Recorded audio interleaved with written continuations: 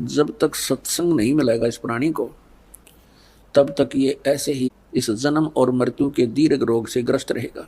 वो परमात्मा 600 वर्ष पहले आकर के हमें सत्संग बताया करते थे, ज्ञान दिया करते थे, उस समय हम स्वीकार नहीं कर सके क्योंकि हम अशिक्षित थे। अपना पिता अपने बच्चों का अहित नहीं कर सकता, चाहे उसको वो कुछ भी कितना दुखी कर ले। इसलिए उस परमेश्वर ने किसी को दुराशीष नहीं दिया, कोई श्राप नहीं दिया, क्योंकि वो समर्थ थे। उनको मालूम है कि ये मेरे ही बच्चे काल की भांग पी के मेरे शत्रु बन गए।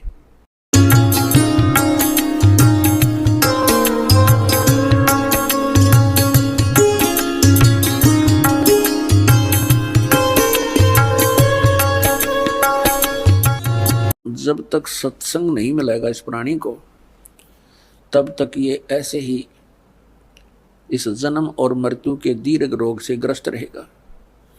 और सत्संग केवल परमात्मा ही बता सकते हैं।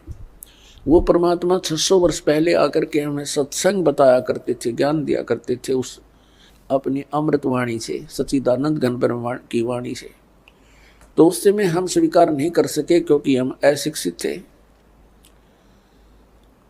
और जो एक ब्राह्मण वर्ग शिक्षा का अधिकारी था, उनकी बुद्धि वहां तक पहुंच नहीं पाई, क्योंकि वो काल भगवान से प्रेरित रहे और परमात्मा का विरोध करवा दिया, ये कहकर कि कबीर अशिक्षित है, ये संस्कृत भाषा नहीं जानता है, ये ऊट पटांग बोल रहा है, ये झूठ बोल रहा है। परमात्मा कहा करते थे, गुण तीनों की भक्ति में ये भूल पड़ो संसार, कहें कबीर निज नाम बिना कैसे उतरो पार। तीन देव की जो करते भक्ति, उनकी कदे ना होवे मुक्ति। आज से लगभग 600 वर्ष पहले ये शब्द बोलना कि तीन देवता ब्रह्मा विष्णु महेश जी की जो भक्ति करते हैं उनका कभी मोक्ष नहीं हो सकता। पुण्यात्माओं, 600 वर्ष पहले ये बात कहना अपनी मौत को आमंत्रण देना होता था, अपनी मौत को निमंत्रण था। लेकिन वो तो अविनाशी थे, वो तो परमात्मा थे, और उन्होंने उस समय ये शब्द बोले थे और ऐसा घोर विरोध किया था।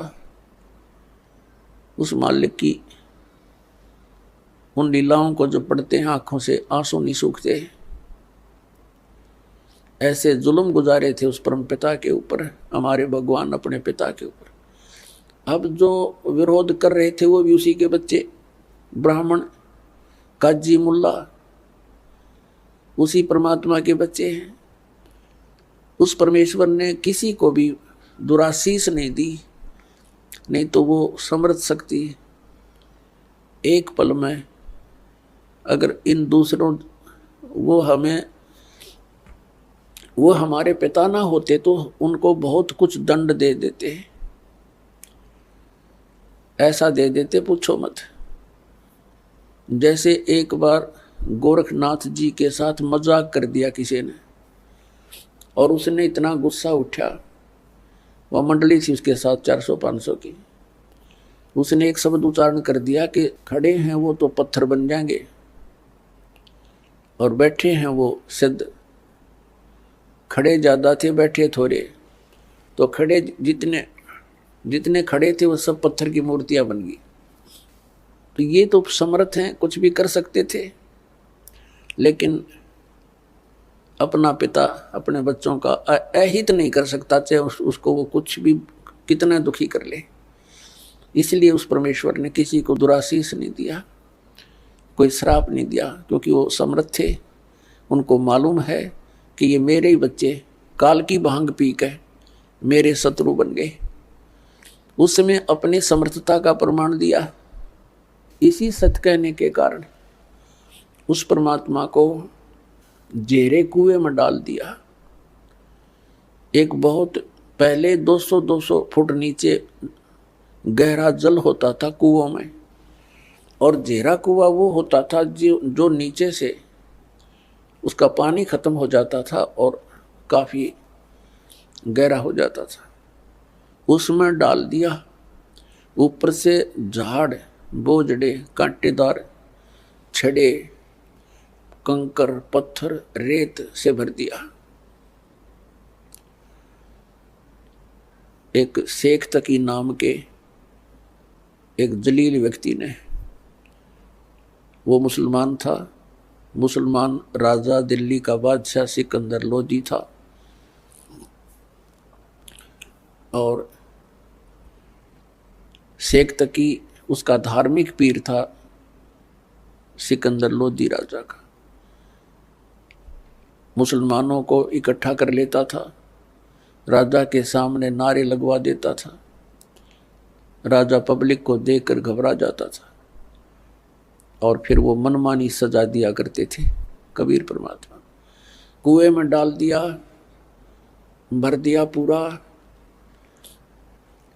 और कुछ देर के बाद वो गए सिकंदर लोधी के पास। परमात्मा कबीर देव जी राजा के पास उनके महल में एक कमरे में विराजमान मिले,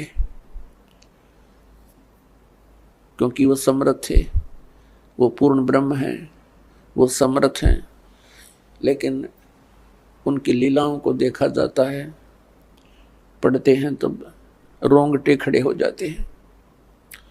हमारे पिता हमारे हित के लिए आए थे, हम उनके शत्रु बन गए।